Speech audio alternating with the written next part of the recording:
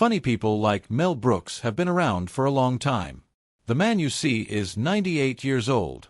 He has lived longer than his wife, his best friends, and almost everyone in his age. He should be the person who makes everyone laugh. The person who ate dinner on trays with Rob Reiner every night and watched Jeopardy until the very end. But there was no laughter when the cameras found him yesterday outside the quiet remote home where he has spent the last few years living sort of like he was retired. There wasn't a joke to bring everyone together. There was only one man, and he looked like the whole century had finally fallen on his shoulders. The news about Rob Reiner has been all over the place for days. The brutality of the crime, the fact that his son Nick was arrested, and the shock of seeing a Hollywood family fall apart in one night of violence. But while the reporters talked about court dates and police reports, Mel Brooks didn't say a word. Everyone in town knows that Mel wasn't just best friends with Rob's dad. That quiet was the loudest thing there was. He was like Rob's second dad. His name was Uncle Mel. He was the one who changed Rob's diaper.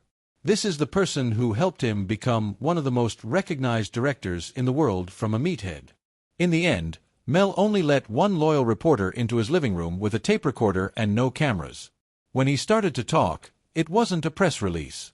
And it was an admission. What he said changes everything we thought we knew about what took place in that Brentwood house. Mel didn't talk about the killings right away. He began by speaking about shame. He was sitting in his couch with weak hands. It wasn't because he was getting old, it was because he had been holding back anger for years. People are calling it a disaster, a sudden manic episode, and a terrible accident, he said. Mel looked up with wet, sharp eyes and said, "This wasn't an accident. It wasn't a surprise either. We didn't tell Rob he was wrong because we loved him too much. For 10 years, we watched this bad car accident happen slowly.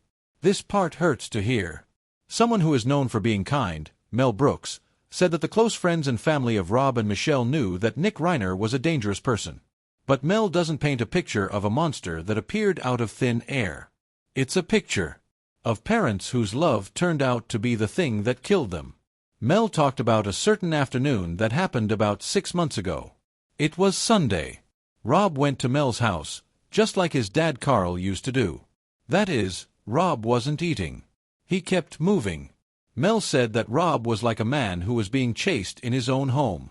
He told Mel that Nick had come back to the Brentwood house after another failed attempt at rehab. This time, though, things were different. They still called him the boy, even though he was a guy in his 30s. The boy wasn't just using again. He was kidding himself. That man was mean.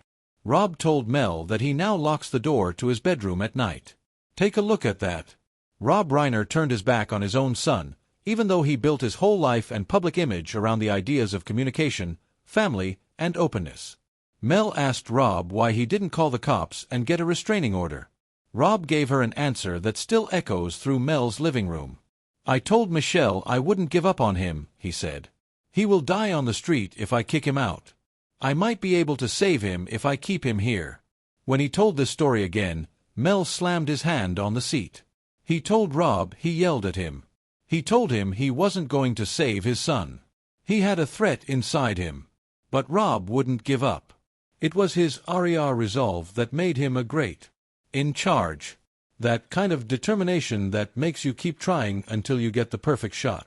But when that stubbornness was used on a volatile user, it killed them. It's not just the violence that makes Mel's news shocking. It was the theft of money that came before it. We've all seen the movies, The Net Worth, and Castle Rock Kingdom. We think that money can fix everything.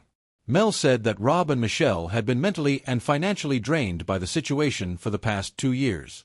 This wasn't because they were broke, but because the extortion was constant. Nick asked for more than money. He wanted it to get back at people who he thought had hurt him as a child. Nick asked for justice, which Mel talked about, which went against the family's liberal, open-minded beliefs. Against them, saying that his suffering meant that he should be paid millions of dollars. It's a terrifyingly clear way to trick people. Mel said that Rob would come to him with tears in his eyes and show him hateful text messages in which Nick blamed Rob for everything, from his drug use to his failed job. Still, Rob would buy him a car the next day. Rob would pay for a place to live. Rob would give money to a project. Mel called it the Hollywood disease, because it means people think that if they put enough resources into a problem, they can make it end happily. Rob thought he could help his son get better like he did with The Princess Bride. He thought the script would change if he just set the scene right and made sure there was enough light and help. But life isn't a play. Mel Brooks saw the third act coming because he knows how tragedies are put together better than anyone else, because he knows how comedies are put together. He told the interviewer about a time last year around Christmas. It was a small, close-knit meeting. Nick was there. The air was tight, like a wire that's about to break. Mel watched Nick as he watched his dad. He said it didn't look like a kid. It was the look of a hunter looking at its prey. Rob told a joke at one point. Everyone laughed at this famous Rob Reiner joke about himself, except Nick. Nick did nothing but stare. In the late evening, Mel took Rob aside. The talk that has kept Mel up at night since the news came out is this one. Rob was grabbed by Mel's shoulder. While telling the story, he made this point clear by imitating the grip and telling Robbie, "You need to get him out. He's not loving the way he looks at you. He looks at you like he owns you." And Rob, sweet and smart Rob, moved away. He was hurt by it. "You sound like the critics," he told Mel. "I know him better than you do. He's in pain." At this point in the talk, Mel started to cry. He cried over the boy he had seen grow up. It was that boy who used to play with Carl Reiner on the floor. That boy now has a man who didn't know the difference between loving and helping. Mel thinks he failed. He thinks it's his duty to guard the legacy since he is the last of that great generation of Jewish comedians and the patriarch. He also failed because he didn't call the cops himself. The most shocking thing Mel said, though, wasn't about the past. It was about the murder night.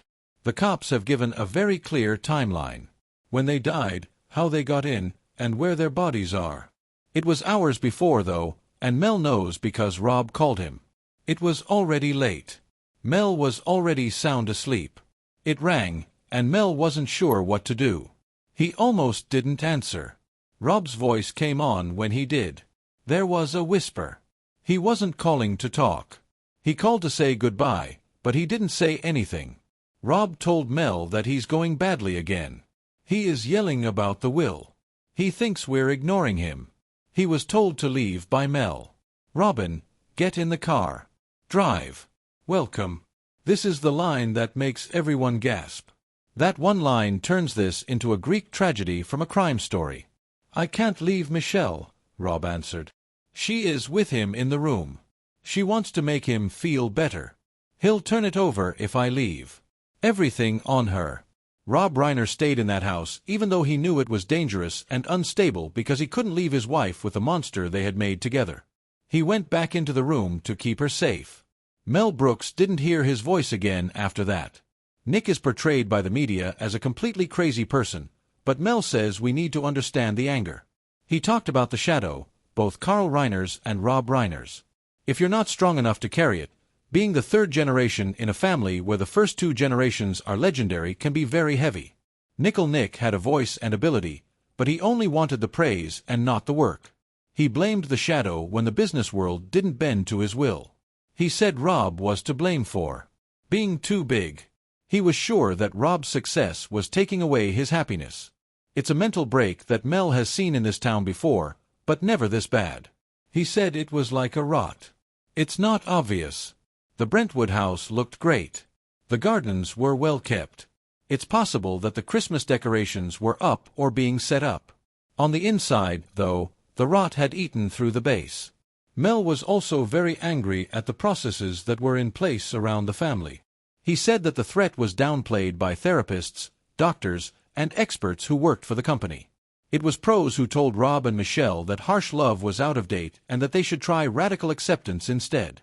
Mel called these people her friends. He said that they used Rob's money to tell him what he wanted to hear, which was that his son was only sick and not dangerous. The danger was stopped. They gave these suicidal thoughts medical names. Mel said in a low growl, they told him it was a disorder. They did not tell him it was a death sentence. Hence Mel's speech right now. The trial doesn't bother him, he says.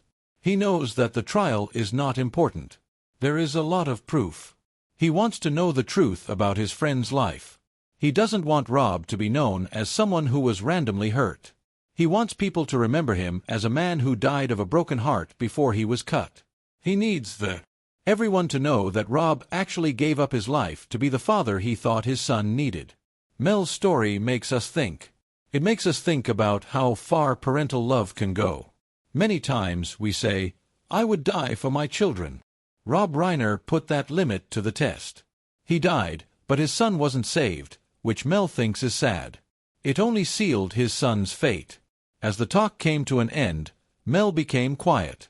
That night, he looked around his room, which was full of things from Blazing Saddles, Young Frankenstein, and pictures of his late wife and Braftoft. He looked like a man who was stuck on an island of memories. He said the anger is no longer the hardest part. It's the quiet. The phone does not ring. There's no longer a Sunday dinner. There is no longer a way to connect to Carl.